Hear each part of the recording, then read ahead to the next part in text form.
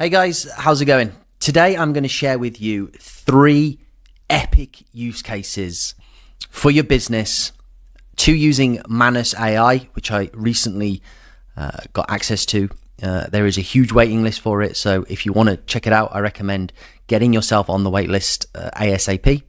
And then another amazing use case using the new Gemini Flash 2.0 image generation model. It's really exciting times. I think one of the most important things that we need to consider as business owners, rather than all the bells and whistles of what these things can do, is actually coming up with ideas of how we can implement this technology to further our business interests, generate more revenue, increase our clientele, and all of that juicy good stuff. So I think it's all well and good having access to these incredible tools, but unless you can come up with some good ideas of how you can actually implement this on a day-to-day basis that is going to directly benefit you and your business, then it's otherwise pointless. So yeah, I'm really excited to share with you 3 incredible use cases that I have unearthed in recent days, and I'm going to start with Manus, and the first one is prospecting. Now, prospecting has traditionally been a process of thinking of your ideal clients, and then you may use a tool like Apollo or Hunter to find email addresses of those clients. But really the actual basis of the criteria that you're using to identify those ideal prospects is pretty broad and quite wide. Whereas what I've done is instructed Manus to do a really comprehensive task and find me prospects that are 100% suited to us at Linkify. And I'll explain how I did that. So in terms of the prompt, so essentially people that engage with digital PR will often appear in news stories as a result of good digital PR campaigns. So these people are already actively involved, either running digital PR in-house or they are utilizing an agency to run digital PR for them. Either way, they are ideal prospects because they are already either actively or have recently spent money on engaging with digital PR. So if I can find a bunch of these people and reach out to them, then there is a good chance that A, they'll be interested because they are either currently engaged in that activity of digital PR, or they have recently been engaged. Maybe they were disheartened, disillusioned with the agency that they used previously, and they're looking to re-engage within that market with a new provider. So it's an absolute ideal prospect. And I asked Manus to compile a list of 100 top prospects for our digital PR marketing agency by identifying individuals and companies actively involved in digital PR. So the way that I wanted to do this was to force Manus to do a Google search using search tools and syntaxes. And this was based on my assumption that this, according to experts, Google search syntax will bring up, especially if I change the tools, let's say to the past week. This is a really, really common phrase which is used in articles that successful PR campaigns have been able to generate. So as PRs, we will typically position our clients as experts, come up with an interesting reactive or data-led story, and then that will be covered by journalists, and they will use the phrase according to experts within their piece or according to an expert, any variation of that. But for this one, I've gone to according for experts. And just an example I can show you, if I click into here, this is in the past few hours, and scroll through this article, I can look for links to if there is anybody within here that's been quoted, and then linking back to the company. So this one, there isn't. Okay, if we go to this one, country living, we scroll down. Okay, here we can see this person here has been quoted, and they're a certified dog trainer at Rover. If I carry on going through here, this person has been quoted, and they are at this company here, Dutch. So already a couple of ideal prospects. Now, I want to be able to do this not manually, but utilizing the power of Manus. So I asked it to do a 12-month search, which in hindsight was probably a mistake. I would tighten this up again in the future. And I want to use the term according to experts to find articles that include this specific phrase. Then I want them to review the article. So browse through each article that it finds, identify companies or individuals quoted within these articles, and then we're going to extract the prospect information. For each prospect, I want the name of the company website, and then if possible, I want it to also go and find LinkedIn profiles for both the company and the person quoted. I then wanted Manus to grade these prospects on authority and relevance of the publication for which they were quoted in, and I wanted it to exclude forums, non-English websites. And I gave it an example of some of the top tier websites that we're looking for, and then I asked it to format its output. So Manus then completed this task, as you can see here. We started at 9:37 and we finished at 10 past 10. So it took about 30 minutes to do. And you can see it was manually scraping sites. It actually didn't use that many sites, but it found a decent number of experts. So this could be tightened if I was to do this again. Obviously, with these things, you need to practice and find out what's working. As well, Manus is throttling our usage. So once we can get paid accounts or increased usage, then I imagine this is going to be even better. In the future, I would tighten this and maybe do this on like a weekly basis to check articles over the past week. And also, I would probably force it to make sure it was extracting from a wide variety of URLs. But the actual finalized output of this was really, really cool. So I'm going to open this up so you can see.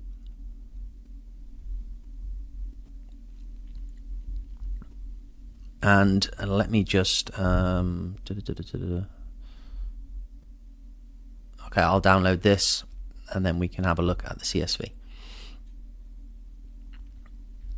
Okay, so it managed to produce a really decent list. I think we got 66 prospects.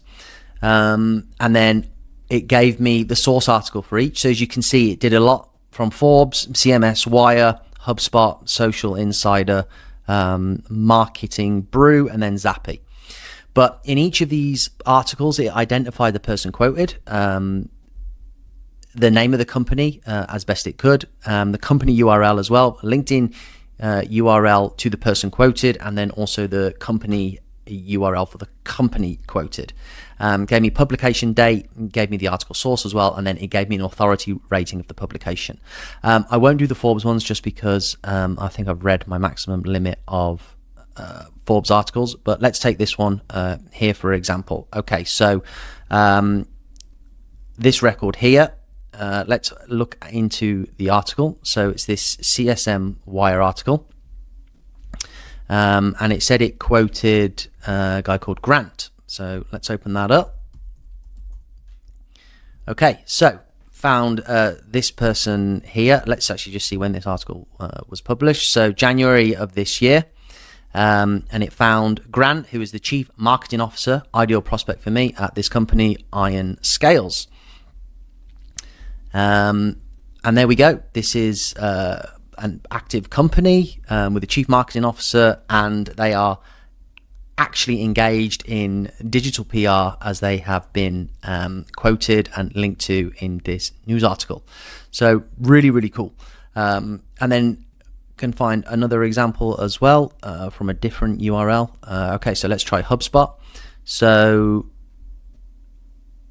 this guy here, this woman here, Anne, let's see.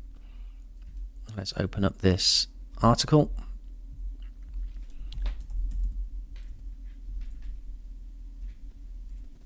Okay, so types of digital content, and they've quoted Anne Handley from Marketing Profs, and they've linked to her direct website.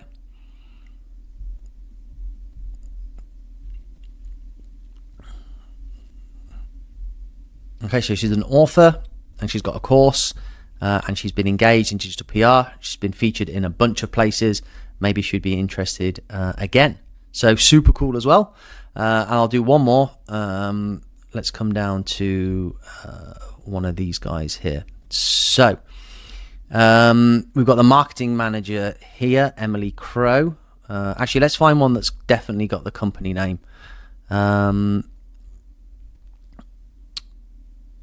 Okay, so this is a founder and a CEO. Okay, this could be cool. Marketing Brew.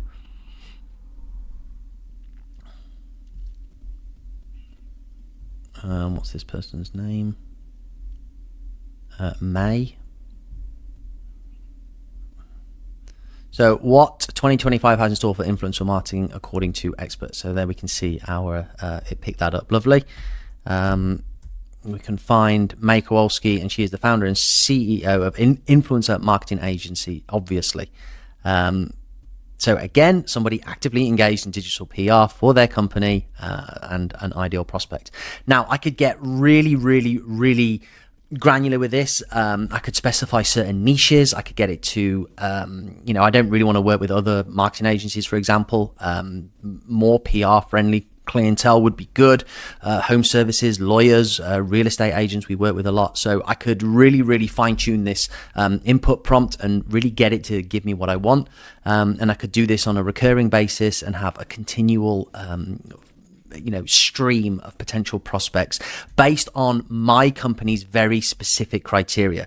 So as opposed to just blanketly looking for CMOs from companies in a certain industry and then cold outreaching to them, I am able to build a list of people who I know are actively involved in the service that I want to offer them. So I think fantastic use case. Now, I will jump over to Gemini for second use case because I'll save the one that I'm most excited about for last.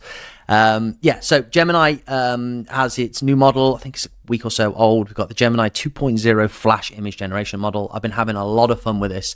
It's essentially natural language image editing. So you can upload an image and then prompt it to make changes to those images.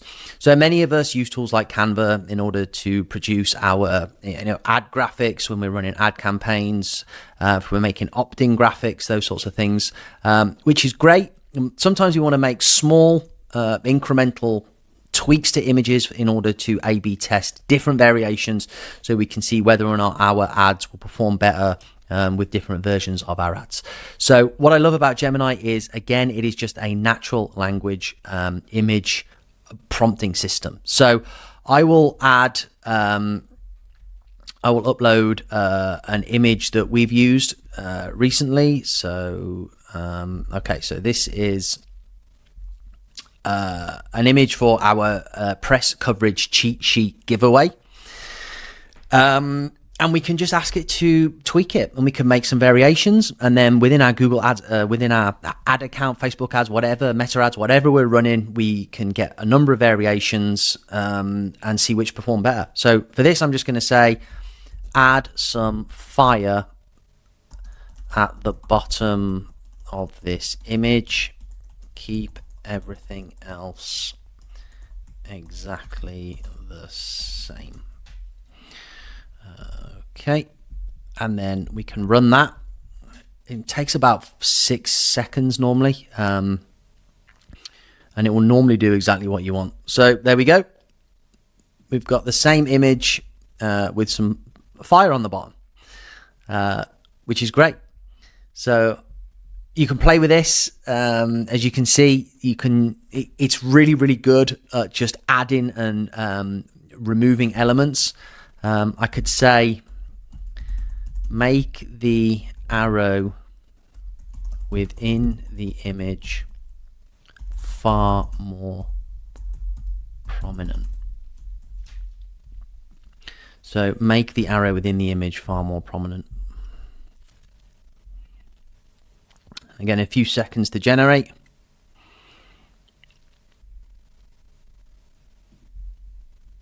Oh, okay, it's added an arrow there. So a bit of a fail, but again, you get the idea. We can quickly add elements to images. It's just absolutely unbelievable. If you're using images on, let's add a headshot of me.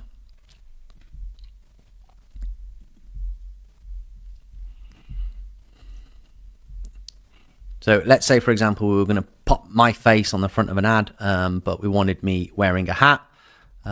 Put a baseball cap on my head.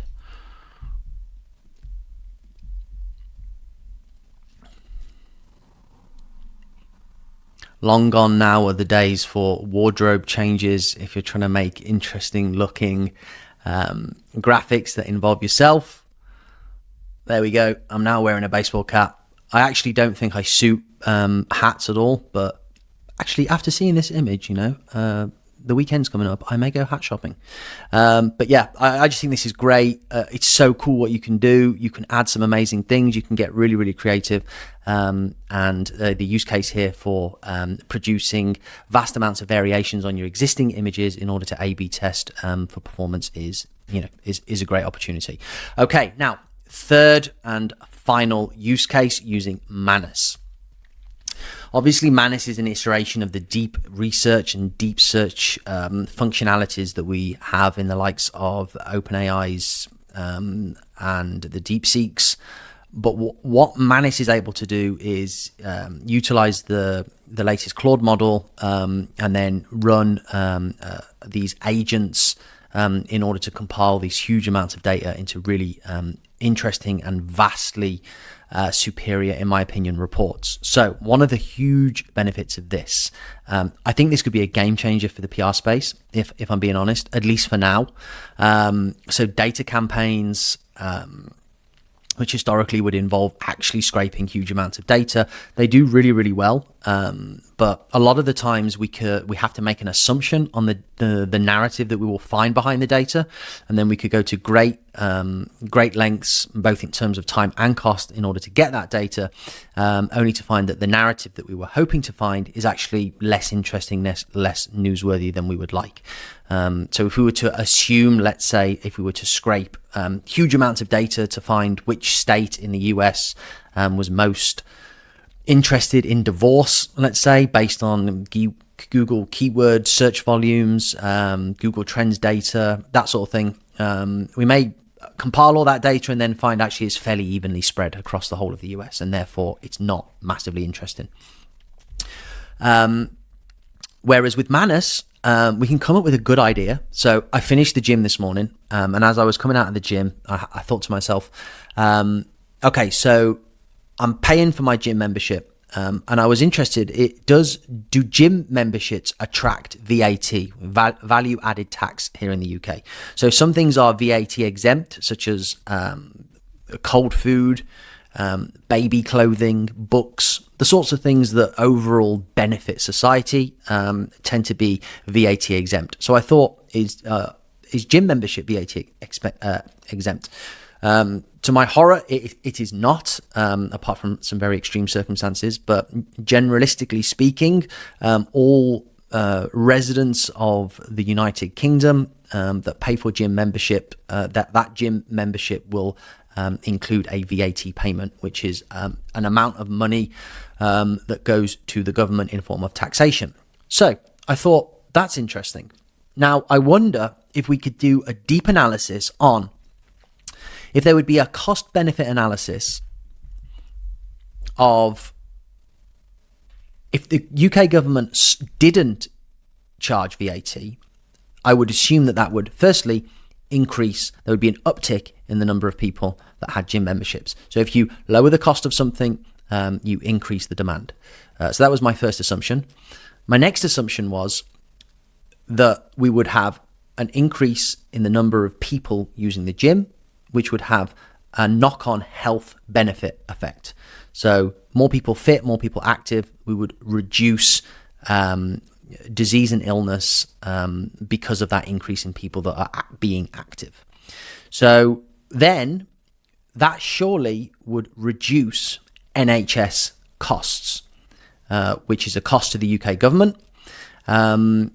And would there be a significant difference in, firstly, the amount of tax revenue that the government loses over, let's say, a 10-year period from not charging VAT on gym memberships to the amount of money that it would save in preventative forms of illness as a result of more people being active. So I put together this prompt, conduct a detailed analysis of the potential financial and health impacts of removing VAT on gym memberships across the UK. The analysis should consider various factors and make informed assumptions to estimate both direct and indirect outcomes of such a policy change. So key areas, I wanted total number of gym users in the UK. We needed to determine the average cost of gym memberships, calculate the annual VAT revenue, and then the projected impact of VAT removal. The research and project, the potential increase in gym memberships and the sustainability of existing memberships following the VAT removal. And then I wanted it to analyze potential demographic shifts in gym usage as well. And then health benefits estimations with a time frame. And then I wanted it to provide a detailed methodology. I wanted it to present its findings, and then with some graphs and charts as well. And then I also wanted it to see if it could develop me some newsworthy headlines. So this was awesome. Started this at just before 7 a.m. this morning. It took nearly 2 hours, an hour and 50 minutes. Really, really, really, really, really beautifully detailed report. And then I actually downloaded this. So let me find that for you. Yeah. So here we go. VAT elimination. So this is the VAT elimination information that we got. So first and foremost, I will show you the headlines that it was able to generate. I'm going to open this in my browser. So key headlines are based on the information from the report. So it said UK could save 78 billion over the next decade by scrapping VAT on gym memberships. Now that is a newsworthy PR headline if ever I heard one. And then it gave a bunch of alternative headlines. VAT cut on gym memberships would deliver 1,268% return on investments. VAT-free gym membership could prevent 515,000 depression cases annually. I mean, it goes on and on and on. These are all newsworthy headlines. And then if we look, I got a bunch of graphs as well. And then I also got the full report. And it was able to, the key findings, the financial impact. So it found that removing VAT would result in an annual loss of 743 million in tax revenue, but it would generate 6.9 billion in additional market value. Membership growth, gym participation would increase by 28%, adding 15.86 million new members and raising market penetration from 15% to just under 14%. Health benefits. So we would have increased physical activity would prevent approximately this many cases of depression, 238,000 cases of diabetes, which I have actually, although type 1, and 23,000 cases of dementia annually. Economic return. The policy shows a net present value of 78.6 billion over 10 years, a benefit cost ratio of 13.68 and a return on investment of 1,268%. The initial investment in terms of lost VAT revenue will be recovered within the first year of implementation. I mean, this is just absolutely fantastic. Then it gives us a table of contents of the full report. It outlines the methodology as well, and it gives a detailed methodology. I mean, I'm not going to go through all this now, but I've looked through it. It's really, really, really good stuff. Obviously, you know, this would need to be fully checked. It gives all of our references, which we could, you know, check to verify. But as a business use case, this is not just something which is good for PR. This is, firstly, it can give your company the ability to create incredibly insightful and thought-provoking conversation-starting content, either for social media or for your blogs. For companies that are looking to, you know, lobby government on certain changes within their industry, this can put together really interesting conversation starting talking points. If you can come up with an interesting idea or concept that you want to validate with huge amounts of data behind it, you know, the possibilities are endless. And, you know, this took an hour and a half. It was free. And just diving into this is absolutely fascinating. So guys, I hope those 3 use cases are of interest and it gives you some ideas on how you can start implementing both Manus and the Gemini 2.0 Flash model into actual ways that are going to benefit your business, things that you can do that will have a direct impact on how your business operates. Okay, thanks for watching, guys. Take care.